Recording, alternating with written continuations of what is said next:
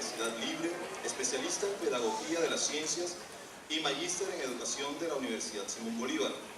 Es conjuez del Tribunal Superior de Aduanas. Actualmente se desempeña como consultor y defensor en el área de comercio exterior, derecho comercial internacional, derecho aduanero, administrativo y derecho penal. Profesor tiempo completo de la Universidad Simón Bolívar y Libre, seccional Barranquilla, en las asignaturas de lógica, argumentación y narrativa, legislación aduanera, geopolítica y relaciones internacionales y derecho comercial internacional. A continuación, el doctor Roberto Meisel Lanner y su conferencia El régimen fluvial colombiano, un apéndice del régimen comercial.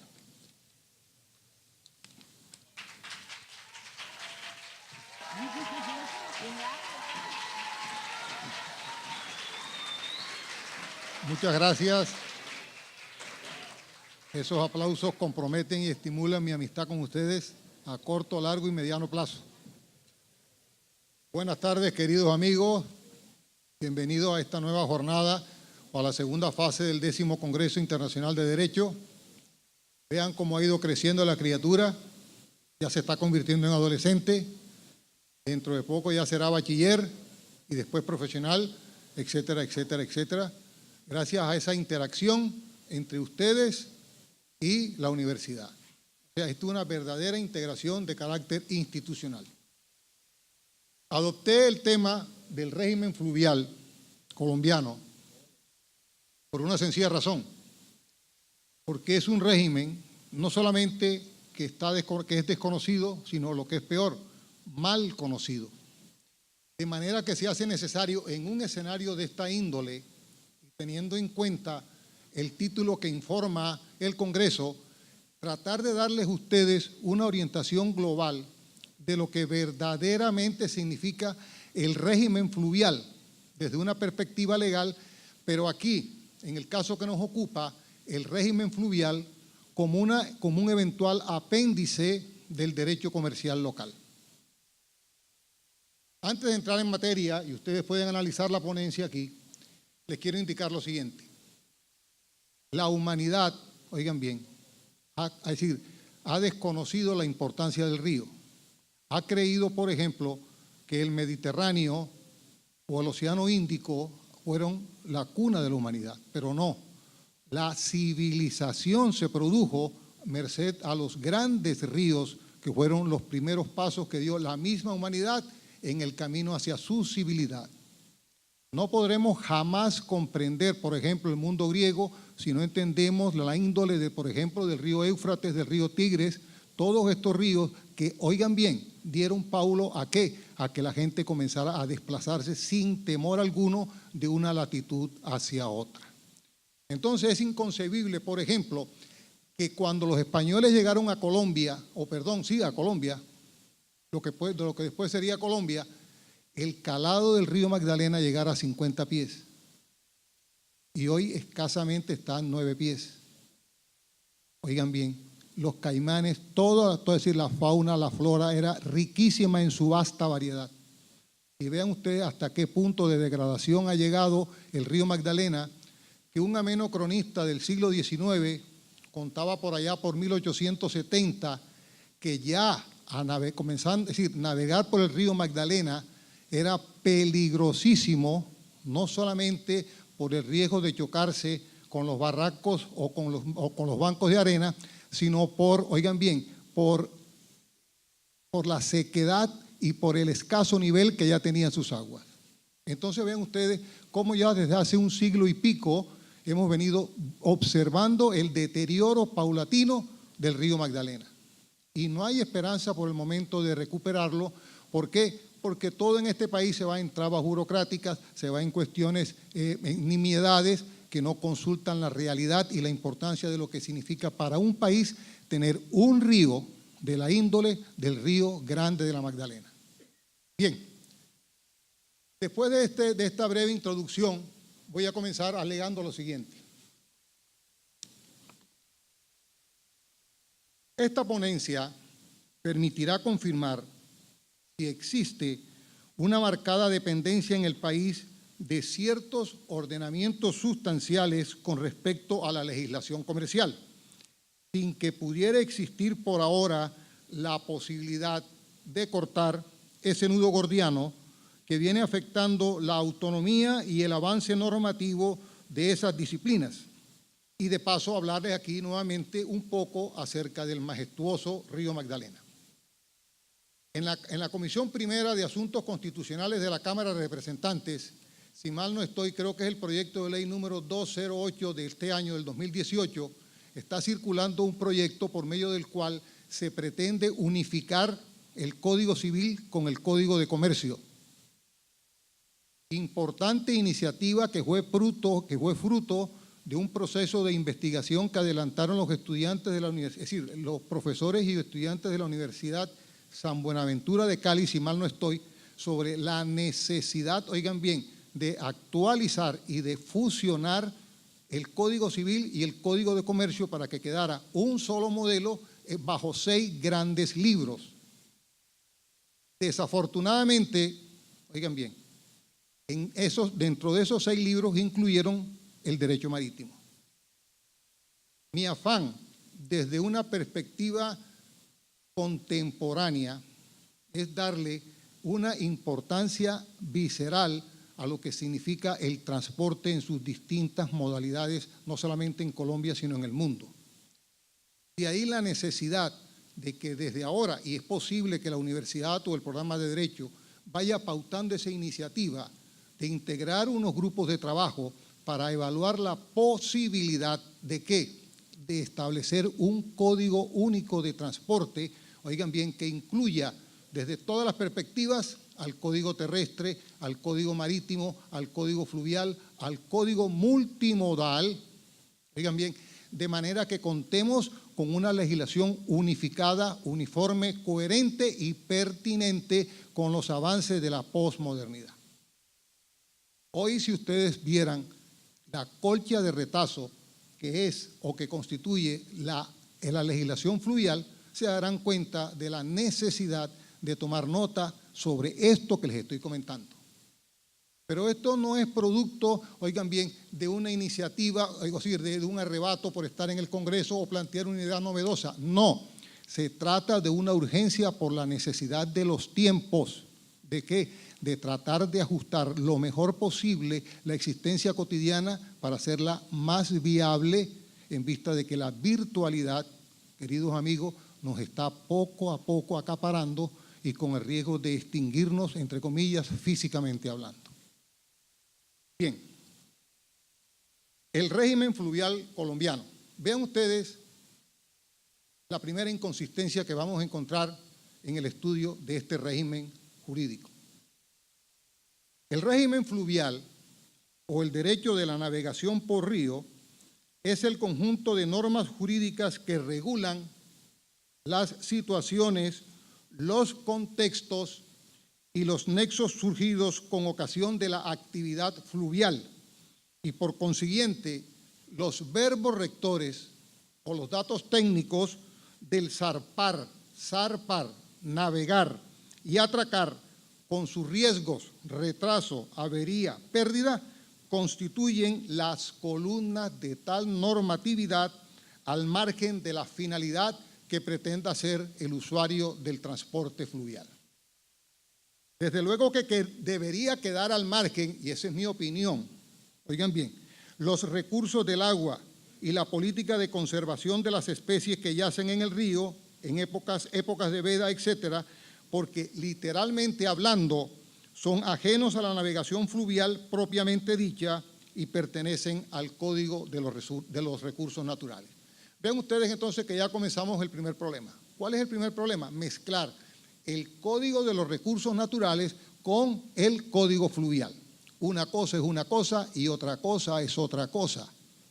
El Código Fluvial lo que busca ante todo es establecer los mecanismos para asegurar, oigan bien, la idoneidad del tráfico fluvial, que se implementen las medidas no solamente de seguridad por el río, sino también los controles policivos de rigor.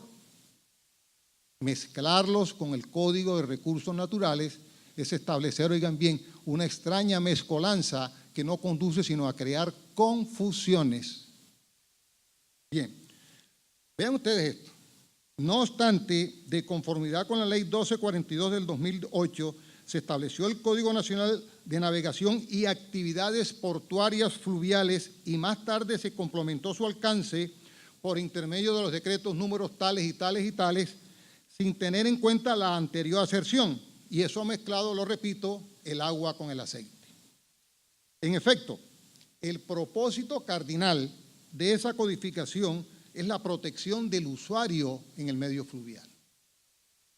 Oigan bien, la protección del usuario en el medio fluvial y consecuencialmente la protección de la carga y conjuntamente o al lado la protección de los tripulantes y la promoción de la seguridad en el transporte fluvial. Y desde luego, y lo reconozco, también debe incluir, oigan bien, el propósito de proteger el medio ambiente. Porque para nadie es un secreto que la navegación por río implica también un desgaste de los medios, es decir, del medio ambiente, del hábitat, oigan bien, y también de las cuencas de los ríos.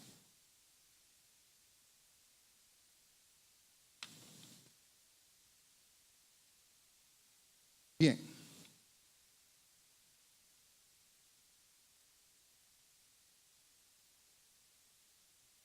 Realmente no estoy acostumbrado a leer, sino a hablar, pero en fin. Bueno, de todas maneras, si bien en realidad se torna preciso estimular desde diversos frentes la navegación por esa arteria de los ríos con el fin de dinamizar la economía ribereña, no era pertinente tocar el tema del hábitat, que corresponde a otra regulación o a la titularidad del dominio público de los puertos, porque también son resorte de otra codificación más específica y atenta con la temática porque, insisto, confunde los niveles de competencia que cada regulación establece. Yo digo una cosa, especialmente para los estudiantes de octavo, noveno y décimo semestre. Piensen cada uno de ustedes desde la perspectiva de su futuro en la posibilidad, oigan bien, en la posibilidad de atisbar o de avisorar en el derecho fluvial, en el derecho marítimo y en el derecho o en el derecho ambiental la posibilidad, oigan bien, de profundizar los conocimientos jurídicos que adquirieron en pregrado. Por favor, es hora de acudir a nuevas perspectivas jurídicas para que de esa manera se ensanche el horizonte de posibilidades de ustedes en ese campo o en esos campos. Insistir en los terrenos tradicionales del derecho administrativo, del derecho penal, del derecho laboral, no es que sea, oigan bien, una cuestión nociva, no, sino que simplemente está convirtiendo en algo rutinario la especialización y la posterior maestría. Por el contrario, oigan bien, pensando cada uno de ustedes en la posibilidad de acudir al manantial que fluye del derecho marítimo, del derecho fluvial, del derecho aduanero, del derecho ambiental, verán ustedes, oigan bien, la posibilidad, y lo repito, de enriquecerse intelectualmente hablando. Desde luego, sin desconocer las amplias perspectivas que hay en el mercado sobre el particular. La mayoría de los abogados litigantes, oigan bien, y recuerden que estamos en plena dogmática jurídica, están dedicados en los terrenos que les acabo de contar. Muy pocos se inclinan a pensar en la posibilidad de acudir a una especialización o una maestría en recursos naturales, en derecho ambiental, en derecho fluvial, en derecho aduanero, para enriquecerse, repito, desde esa perspectiva. Me dirán, sí, profesor, pero es que no tenemos aquí una universidad aquí o en Colombia que nos pueda nutrir o nos pueda suministrar los elementos necesarios para acceder a ese conocimiento. Pero con constancia y perseverancia se logran las cosas. Si se proponen, oigan bien, si se proponen y se comienzan a crear, por ejemplo, con la doctora Doris Navarro, grupos de investigación o líneas de investigación alrededor del derecho ambiental o alrededor de los recursos naturales, yo creo que corto o mediano plazo el programa de Derecho estaría en condiciones ya de ofrecerles un grado más en el manejo de ese tópico. Lo mismo digo yo en el campo marítimo o en el campo fluvial, contando con el doctor John Mejía, una autoridad en la materia. Entonces, por favor, este escenario de interacción académica debe servir también como un punto de reflexión para que cada uno de ustedes piense en la posibilidad, oigan bien, de sacudirse de los valores tradicionales que significa especializarse, que significa adquirir una nueva opción en posgrado y mirar qué es lo que realmente necesita el país, la ciudad, la región e incluso el mundo en pleno, oigan bien, en pleno trance de la posmodernidad y en pleno trance de la posglobalización, en donde ya las cosas, oigan bien, no van a ser como uno creía que son o como cree que son en la actualidad. Bien, espero que ustedes vayan siguiendo el hilo de lo que estoy conversando a pesar de estas interrupciones. Sin embargo, y ahora sí, retomo nuevamente el texto, y obrando de un modo precipitado a mi juicio, vuelvo al texto, repito, se empezó por pautar una serie de principios básicos. ¿Cuál fue el primer error, a mi juicio, del régimen fluvial? Establecer unos principios de manera abstracta, de manera genérica. A mí me gustaría preguntarle aquí a algunos de ustedes cuáles son los principios generales del derecho penal, o del derecho administrativo, o del derecho laboral. Allá llegó el doctor De Jong. Exactamente. A ver, ¿qué alumno tendría la ocasión de decirme aquí cuáles serían los principios que informan y orientan cada una de esas legislaciones? Un solo principio. Oigo, dignidad humana, ese es del derecho penal, del derecho laboral o del derecho administrativo. Correcto. Ahora bien, si nosotros vamos al régimen fluvial, ¿qué vamos a encontrar? Que no existen esos principios, sino unos principios que nos orientan y nos dirigen hacia la Constitución Nacional. De manera que dice así el problema. Dejaron los legisladores a la deriva el tema porque dijeron que al momento de discernir lo pertinente, dijeron, se aplicarán los principios establecidos en la Constitución política, pero no dijo más nada. ¿Qué sucede en este caso? Le corresponde al hermeneuta o al intérprete ingeniárselas para tratar de establecer con meridiana claridad cuáles serían esos principios que orientan la legislación fluvial. Y habría que entonces hacer un estudio sin ser el legislador para entonces buscar una pista que nos condujera por el sendero pertinente y tratar de establecerlos de un modo a posteriori sin que pudiese considerarse una pieza jurídica, sino a juicio del autor, o sea, a juicio del intérprete, sin ningún peso específico. Me explico. Cuando los principios se establecen, a propósito, lo que yo le di lógica, o le estoy dando lógica, ¿cuáles son los principios lógicos? A ver, Sánchez. Ah, te estabas escondiendo. A ver, los principios lógicos, ¿usted lo sabe? Juliet.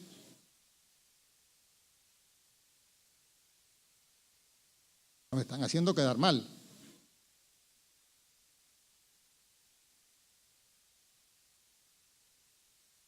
Bien, los principios lógicos de identidad, de no contradicción, de tercero excluido, esos principios van involucrados dentro de la mecánica de cualquier legislación. En la legislación penal debemos tenerlos en cuenta con meridiana claridad. En la legislación civil, laboral, etc., todas las legislaciones, repito, mantienen todos los principios a partir de los principios lógicos. Pero aquí uno se encuentra con los brazos cruzados, o sea, se encuentra uno con un contenido, entre comillas, y valga decir, parece una cuestión paradójica, vacía de contenido. ¿Qué me tocó hacer a mí? Y lo repito, de una manera circunstancialmente arbitraria. Circunstancialmente arbitraria. Ingeniármela acompañado de la lámpara jurídica de Diógenes, ¿ya?, para tratar de establecer desde mi perspectiva individual, y repito, arbitraria y circunstancial, cuáles podrían ser los principios constitucionales que informan la legislación fluvial. Y vean ustedes lo que hice. Estos principios podrían, a mi precario entender, los siguientes, podrían ser, a mi precario entender, los siguientes. El artículo 79 de la Constitución Nacional, cuando indica que todas las personas tienen derecho a gozar de un ambiente sano. ¿De dónde lo deduje? De mi caletre, o sea, de mi intuición, por decirlo así. El artículo 80, cuando expresa, el Estado planificará el manejo y aprovechamiento de los recursos naturales para garantizar su desarrollo sostenible, su conservación, restauración o sustitución. ¿De dónde lo saqué? El artículo 83 de la misma codificación, cuando establece que la buena fe es postulado esencial en la relación del Estado con los particulares y en armonía con los artículos 23 y 29 de la misma Carta, relativo al derecho de petición y al debido proceso. El artículo 102, cuando pauta que el territorio con los bienes de uso público y el río lo es, pertenecen a la nación, y el artículo 331, cuando creó la Corporación Autónoma Regional del Río Grande de la Magdalena, encargada, oigan bien, desde el año 1991, de recuperar la navegabilidad de la actividad portuaria. Vean ustedes, desde 1991 los legisladores crearon esta corporación, esta famosa corporación, para que recuperara la navegación por el río Magdalena. 27 años después de haber sido promulgada la Constitución, ¿qué resultados tenemos con el río? Totalmente desastrosos.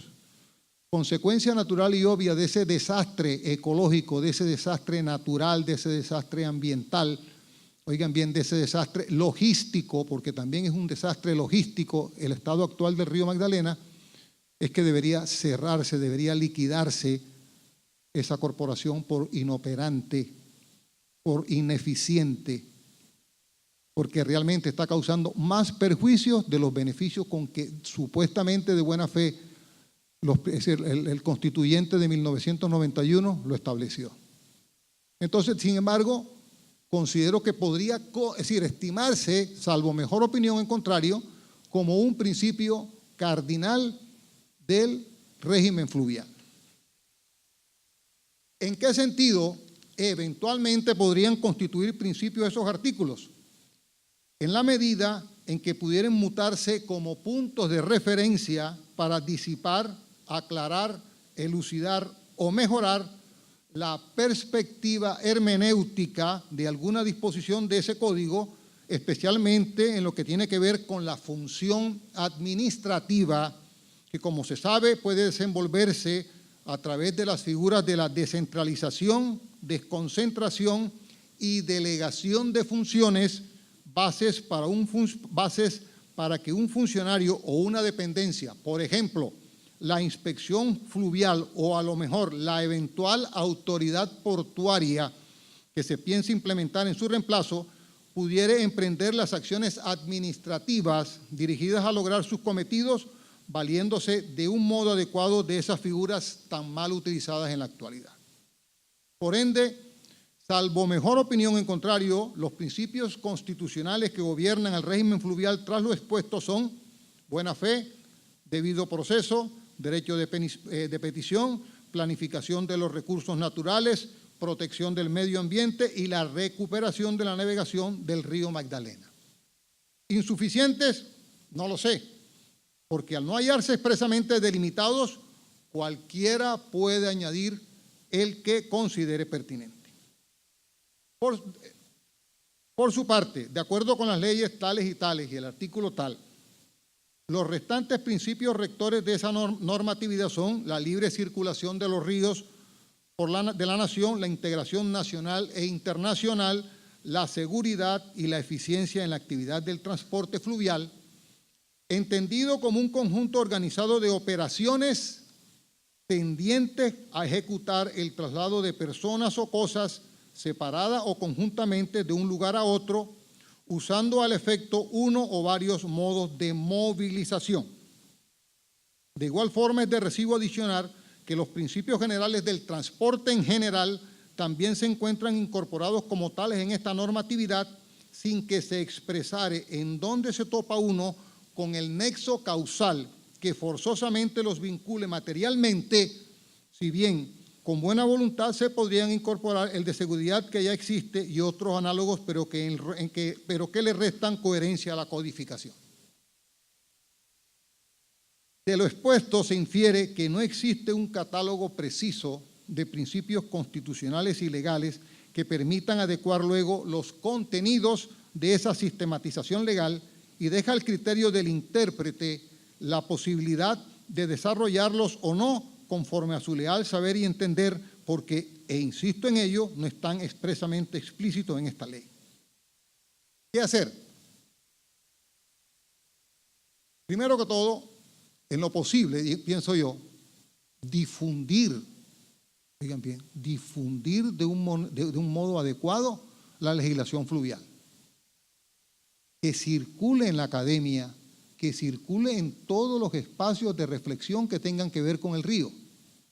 Que cuando toquemos el río, miremos paralelamente su régimen legal y miremos qué se tiene que hacer para nosotros adecuar ese régimen fluvial a las nuevas circunstancias que impone el río Magdalena. Y segundo, y como lo dije al comienzo, iniciar una campaña en pro de crear una comisión de expertos que procurase en un término prudencial organizar un código base del transporte fluvial, del transporte por carretera, del transporte marítimo, del transporte aeronáutico, del transporte férreo y del transporte multimodal, un megacódigo, oigan bien, a fin de forjar las condiciones para un mejor enfoque de esas disciplinas que se hayan rezagadas y supeditadas a otras normatividades, para que de ese análisis surgiera, repito, un megacódigo de navegación que recogiese metódicamente toda la problemática de esos sectores tan vapuleados de la economía nacional por tanta incuria e imprevisión. Vean, parece un contrasentido. El Código de Comercio es de 1971 y nuestra Constitución es de 1991. Si ustedes revisan el Código de Comercio y revisan el Código de la Constitución Nacional, van a encontrar determinadas incongruencias. Por ejemplo, el artículo 13 habla de la igualdad. Todos somos libres e iguales ante la ley, etcétera, etcétera, etcétera. Y el artículo 1458 del Código de Comercio dice: únicamente los nacionales colombianos podrán ser propietarios de naves comerciales colombianas. Ahí tenemos el primer impasse. O sea, algunos de los visitantes aquí cordialmente que provienen del extranjero y que no son nacionales colombianos, no podrán jamás en Colombia registrar una nave comercial de su propiedad. ¿Por qué? Porque se lo impide la ley. Pero entonces él podrá alegar: pero aquí está la Constitución, que de acuerdo con el artículo 4 es norma de normas y debe prevalecer sobre una norma inferior. Sin embargo, oigan bien, ese criterio no se aplica. Y hoy por hoy, aquí en Colombia existe la igualdad, pero la igualdad en el papel. Vean ustedes solamente ese ejemplo para hablar ustedes de la obsolescencia del Código de Comercio, y por consiguiente se hace indispensable su revisión para ajustarlo a los nuevos parámetros que rigen la modernidad, la posmodernidad y la posglobalización. Es más, inclusive no es posible que el Código de Comercio de 1971 esté manejando pautas, oigan bien, marítimas que son obsoletas y anacrónicas. En fin, desafortunadamente el tiempo es el peor enemigo en esto. Me veo precisado y compelido por razones superiores a cortar rápidamente esta exposición y decirles rápidamente que los sujetos del régimen fluvial colombiano son el agente fluvial, y nuevamente nos remiten al Código de Comercio, el armador, y nos remiten al Código de Comercio, la tripulación, y nos remiten al Código de Comercio, el capitán, nos remiten al Código de Comercio, y todo lo que tiene que ver con el régimen contractual y con lo que tiene que ver con las averías también nos remiten al Código de Comercio. Por consiguiente, oigan bien, por consiguiente, es un código fluvial, digo yo, minusválido. El código fluvial colombiano es un código minusválido. ¿Por qué? Porque vive a expensas de lo que diga el Código de Comercio. Ahora bien, encontramos varias figuras. En el marco del Código de Comercio, por ejemplo, el artículo 1312 del comisionista de transporte. Tenemos que el comisionista de transporte puede chocar con, por ejemplo, con el agente fluvial, que se considera una especie de agente marítimo, como lo dice el artículo 1489 del Código de Comercio, y entonces aquí tenemos tres figuras: agente marítimo, agente fluvial y comisionista de transporte, que persiguen en el fondo los mismos fines.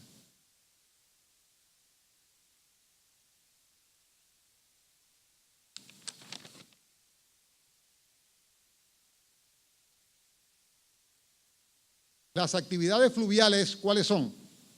Son tres: transporte de personas, cosas y mixto. El libro quinto del Código de Comercio, nuevamente, es el regulador de todo lo relacionado con la actividad fluvial de transporte, y por ende, en las empresas nacionales fluviales, la participación directa o indirecta del capital perteneciente a extranjeros no podrá exceder del 40%. Otra limitación, oigan bien, que va en contravía del principio de igualdad. O sea, la igualdad en Colombia es típicamente formal. Ahora bien, ustedes preguntarán, ¿por qué no se ha declarado inconstitucional, por ejemplo, el artículo 1458 del Código de Comercio, que restringe de una manera, supongo yo, arbitraria, la posibilidad de que un extranjero posea una nave comercial colombiana? No lo sé. ¿Por qué no se demanda ese artículo? Yo pienso que los estudiantes de Derecho, los grupos de investigación del programa de Derecho, podrían iniciar un proyecto de investigación para sopesar nuevamente, acompañado con la lámpara jurídica de Diógenes, la posibilidad, oigan bien, la posibilidad de demandar ese artículo y definir de una vez por todas en qué terreno se aplica el principio de igualdad y en qué terreno no se aplica el principio de igualdad. Porque por lo que estamos, por lo visto, lo que existe realmente en el campo del derecho y sobre todo del derecho comercial es una desigualdad aberrante.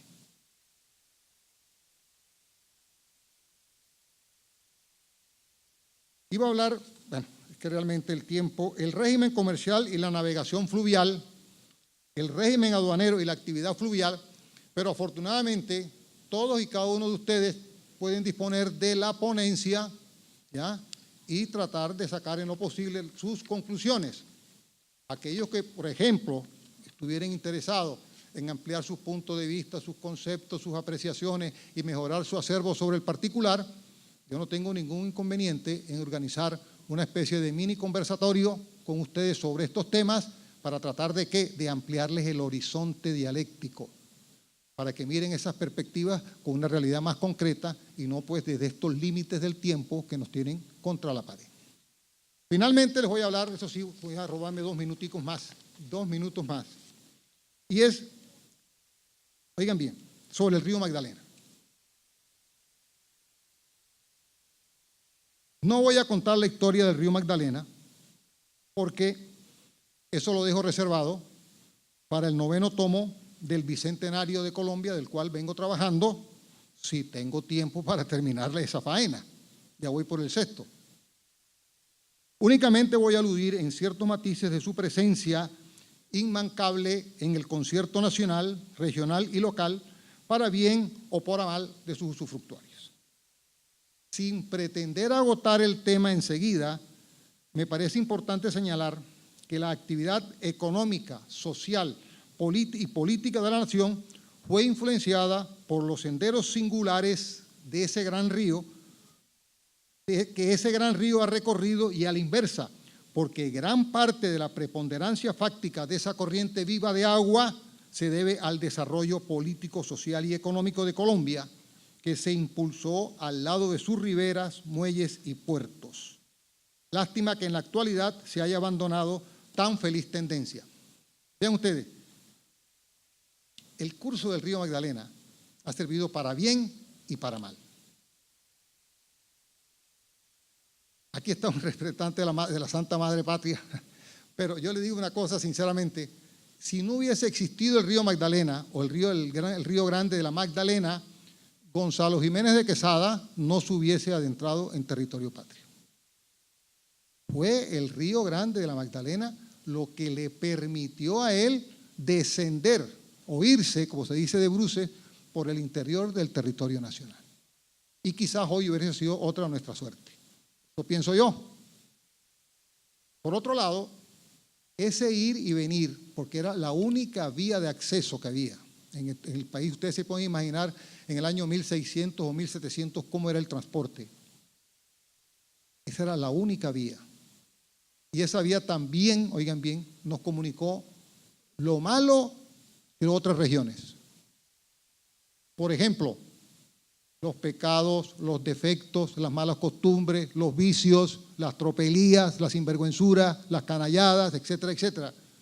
De la gente, por ejemplo, de ciertos sectores del interior, merced al transporte fluvial, se iban poco a poco arraigando en otras latitudes más ingenuas, entre ellas la de la costa caribe. Entonces, ese fue un intercambio en la cual, oigan bien, el río Magdalena sirvió de catalizador para bien o para mal.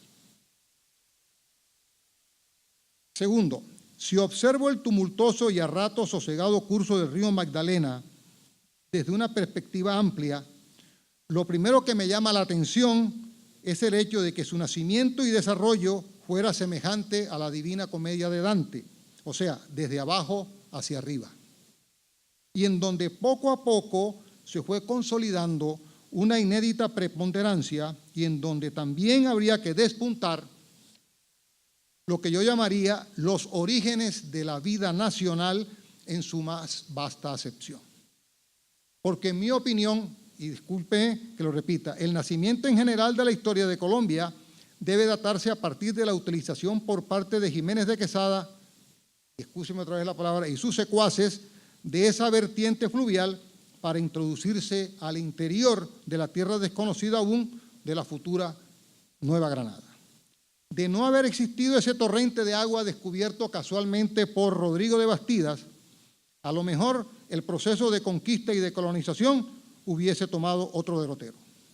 No me atrevería a decir si eso fue bueno y malo. Bueno, conclusión, ahora sí, ya me están, mejor dicho, jalando las orejas. Discúlpeme, lo breve 2 veces es bueno y aún lo malo si breve es, y aquí me estoy extendiendo. Bueno, ya conclusión. Contaba Gracián que al pasar un río, y río de lo que pasa, entre márgenes opuestas, coronada de flores la una y de frutos la otra, prado aquella de deleites, asilo esta de seguridades, aunque allá donde se escondían en su interior serpientes y fieras al acecho, se hallaba un necio en medio de tan evidentes riesgos, descansando, y pudiendo pasar el río y meterse a salvo en la otra orilla, se limitaba a tomar las flores y de vez en cuando a contemplar el curso del río.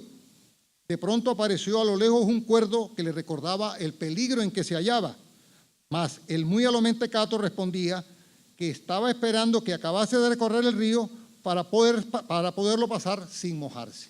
Muchas gracias, estimados amigos, disculpen que me haya extendido.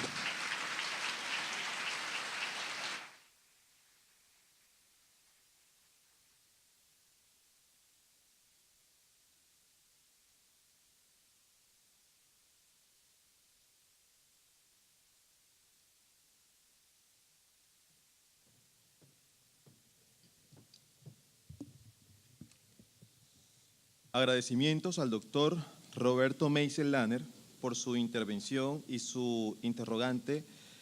¿El régimen fluvial colombiano un apéndice del régimen comercial?